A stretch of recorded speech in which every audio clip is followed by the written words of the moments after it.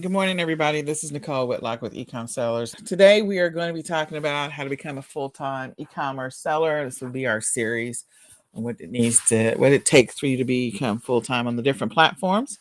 I think there's a bunch of different components to becoming a full-time seller, but making this your full-time gig or replacing your salary or whatever.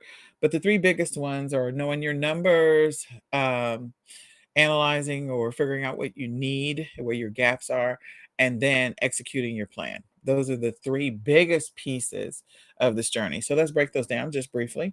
So you got to know and learn your numbers. Your numbers are pretty much comprised of your time, money, and resources, along with analyzing your sales. So, time, money, and resources, you do have to determine what's your current household monthly expenses. We're talking about baseline, what you need to survive, not all the extra stuff that you have that's fluff. So for those that are struggling to figure out what's fluff and what's not, like Netflix is fluff. That's not a necessity to live. Okay. Maybe it's something that you feel like you have to have, but it's really not. Food is necessary. A roof over your head is necessary. Water, gas, electricity, all of that is sort of a necessary thing. So Netflix will be optional. A cell phone, if you don't have any other phone or communications method, then you probably need a cell phone. But you got to look at your current plan. Do you really need that plan, or you need something different? So again, going through and figuring out what your monthly expenses are and just trimming the fat. So you need to determine your household expenses. And then once you just write out what you have right now. And then once you write it out, then go through and say, okay, I can eliminate this, this, this. If it came down to, getting your expenses down to something that is something you can live off of. And that's just starting the process. And that's not saying that your luxuries or your conveniences will go away. That's just saying if I had to do bottom line numbers, this is what they are. Okay. Then determine your business monthly expenses. Estimate if you're new, but you have monthly expenses depending on your method and of e-commerce and what platforms you're selling on. Do you have any subscriptions or memberships that you're paying for? Are you shipping things yourself? So then you have shipping expenses. Are there, again, I mentioned subscription. So again, go check and see what you have or maybe what you don't have. This may be an opportunity for you to explore some free stuff, free tools or limited use tools that have trials and things like that. So that might be an opportunity for you to look at that.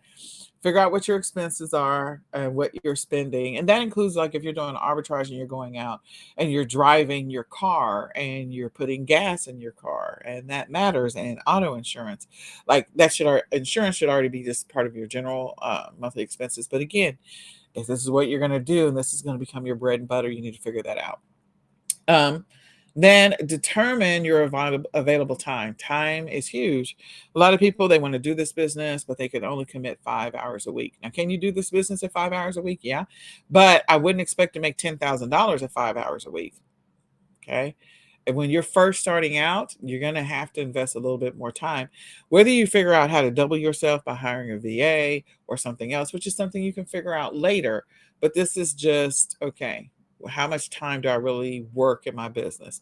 And when we talk about work, I'm talking about genuine work, the income producing work, not the fluff that I've been sitting here looking in a catalog for 10 hours at different things that I'd like to be able to sell. Those are two different types of work. So we're talking about real work that's income producing, income generating, or income retaining activities in your business. So how much time do you have available to commit to that? And it doesn't matter what your e-commerce method, whether you're doing print on demand or you're doing drop shipping, like how much time do you invest? Now, doing drop shipping and investing 5 hours may be realistic, or doing print on demand and investing 5 hours may be realistic. So again, some of this is based off your e-commerce method. And then determine the resources that you're going to need. Again, if you have to ship stuff yourself, you're going to need boxes and tape and paper and things like labels, whatever. So you're going to need different things for your business. What are those resources? And again, if you have maybe a membership, what are the things that you need? Hiring your kids, again, something you could help you to be able to double yourself. And hiring your kids could potentially, depending on what it is that you do, help with resources. It just depends on your e-commerce method.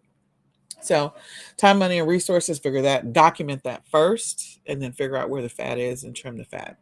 Or figure out where the honesty lives, and so you know what the real available time is. Next is to analyze your sales. Which platforms are you selling on? And what are the platforms you're selling on? And then what is the e-commerce method that you're engaging in? So maybe you're a person and you're doing a few different things, and so you're like a scatter diagram. This is your opportunity, if you're looking to go full time, that you might want to hone in on the platform and or platforms, and you might want to hone in on the method of e-commerce that you think is going to work best for you long term, or something that you can sustain for a good 6 to 12 months. You can always switch it up after you've kind of gotten the momentum and gotten to your income level that you need to be at. But again, figure that out, what you feel like is going to work best for you. If you're a newbie, you have to do a little bit of research to figure that out, so that you can try it. Okay. Next is your average sales per month. You want to look at your numbers for the last 3, 6, 9, and 12 months if you've been selling for a while. If you're a new person, you have nothing to gauge. But you do want to figure out your sales, because sometimes that will give you some stats and some numbers that are helpful for quarterly estimates. So you can figure out on a quarterly basis, like, okay, on average, I make this much money. And then you can reverse engineer that into how much is that per month in income that I'm actually making. So go look at your stats. Now, if your stats are really bad because you've been very, very, very, very inconsistent, you can do some multiplication. So if you're going to increase the amount of time that you invest in your business from 10 hours a week to 20 hours a week, then you can, just for estimating purposes, double up your sales, because the more time you spend, if you spend it on the right things, hopefully you can get your numbers to go up with you. That's not 100% guarantee. If you don't want to double it, if you just want to at least increase it by 50%, again, just so you can have some numbers to kind of work with, figuring out your average sales. Figure out your product or niche performance. Which products have served you well over the last 3, 6, 9, 12 months? Which ones have you gotten the most sales, the most traction, or which niches? Because again, if you haven't been analyzing your data, this will give you some really good insight. This may actually help you to identify any private label opportunities, any print on demand or drop shipping opportunities, so that you can go hard in the paint in that specific niche. So again, figure it out, go do the research and do the analysis, which ones are performing the best. And then next, if you're new, you want to go and you have to research, test, and document. If you're new, you want to, as part of this process, you're going to have to just start. You're going to have to start and be consistent for at least 3 months, if not 6 months is better, so that you can have some baseline data to start with, so that you know what your numbers are, or you have an idea. That doesn't guarantee that that's what your numbers will be. And just a cautionary tale, if you're starting and your first start is Q4, just know that those numbers are going to be skewed, because sales are inflated during Q4. So if you're starting and you're basing your results off of the first 3 months and they happen to be Q4, that's not realistic.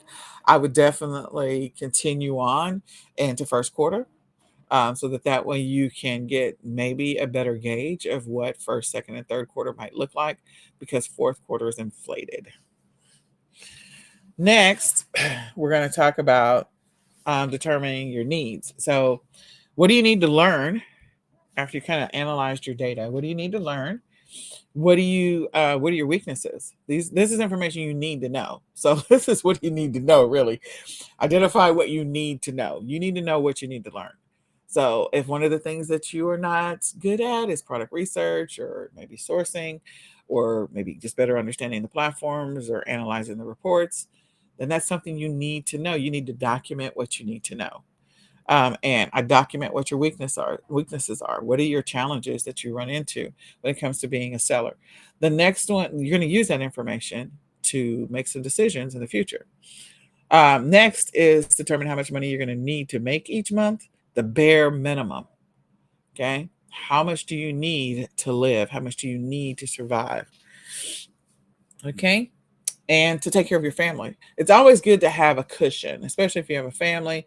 If you have a family, you want to have at least a cushion of a year. That's the recommended. If you're single, you can have a cushion of anywhere from 3 to 6 months. That's what's recommended. And again, don't let the 3 months be fourth quarter. Okay. How much time can you commit to this business? Again, if you've been random, very random, and you've not been consistent in your business, and you're really wanting to make this full time, then you need to figure out how much time you can really commit to the business. This is in addition to juggling family and household obligations and needs, pets, uh, relationships, all that other stuff. How much can you really commit? And how many hours per day or per week can you commit to this? So you need to figure that out. What are the obstacles to your success? What are the things that are slowing you down, stopping you? Because you're going to have to, you need to know these things so you can put a plan in place. Okay. So, what are those obstacles that are setting you back? If it's mental, then that's something you're going to have to focus on for a little bit before you can go into a full time mode. Okay. If you thrust out the gate, let's say you lost your job because a bunch of people have gotten laid off, then of course, then your window in which to kind of figure some of this out is much shorter if you're wanting to make this a full-time gig for you. And then how much do you have in savings? Savings is going to be something that you may have to lean on as you are working to build your income in your e-commerce business over time. So again, if you have a lot of available time right now, that means you can throw a bunch of your time at this. And if you have a bunch of available time, get products or items that might be free for you. I'm just throwing that's an extra bonus. So if that's an opportunity when you're figuring out what your plan is going to be. Okay. So the last part is to plan, learn, and execute. One is to put together or create a game plan. Okay. So your game plan might be to reach out to all your friends and neighbors and church members and say, hey, I'm running starting my own business. You got a bunch of stuff that that you're going to donate anyway. Can I have it so I can list it so I can make some money? That is what I did back in 2000 and what year was that? 8? 7? I don't know what year it was. But I didn't really list it on eBay or Amazon or anything. I actually got it started selling, doing Craigslist and Facebook garage sales and then listing on selling garage, having garage sales and then doing Craigslist. That's how I got started. And I did all free stuff for like a while. So it's a possibility. People accumulate a lot of crap. We all do. We have stuff that we don't need. So ask people if they want to clear out their storage unit, volunteer to do that. If that's something, if revenue is a problem for you and you don't have enough money. But again, I wasn't going to get that deep into it, but I'm just saying. So create a plan, develop your game plan after you get your numbers and you identify what your needs are. Next is to establish a schedule. Define some goals or establish some goals, figure out your timelines that you're going to shoot for, and set some milestones. So, let's say that your first milestone is you get to your first $2,000 in profit. Then you get to your next 3,000 or 2,500 or 4,000 or 5,000. You're going to gradually baby step it so that way you can say, okay, I'm ready to make this my full-time thing. Or again, if you've thrust out the gate and you don't have any choices, then, you got to throw everything you got at it. So put together a schedule, goals, timeline, milestones, and then gain the knowledge needed or implement solutions where you have a lack of knowledge. So an example would be like, okay, you maybe don't have enough knowledge about product research. So maybe you purchase a keyword research tool or product research tool to help you with that. Again, I don't normally recommend that. If you're a new person, I don't recommend that you spend money on tools right out the gate because all you're doing is paying for tools. But if you have a bunch of time available to you, you can start that to fast track your journey. So figure out what your knowledge is. Where's your gaps? What are the things you need to learn? And what are the things you need to put in place in order to be successful and to maintain the schedule that you just built to reach your goals and your milestones based on your timeline? And then implement your plan and monitor your results. Implement it. Figure out, what's happening. See if you're hitting the timelines and the milestones that you targeted and make adjustments if you need to. And then last, stay consistent. Be very consistent in the things that the plan that you created and executed on a regular basis. We're going to wrap up I hope that you have an amazingly blessed, extremely focused, and highly profitable day. We're still live on Clubhouse. So if you want to continue the conversation, you can join us over there. And we're going to say goodbye for now.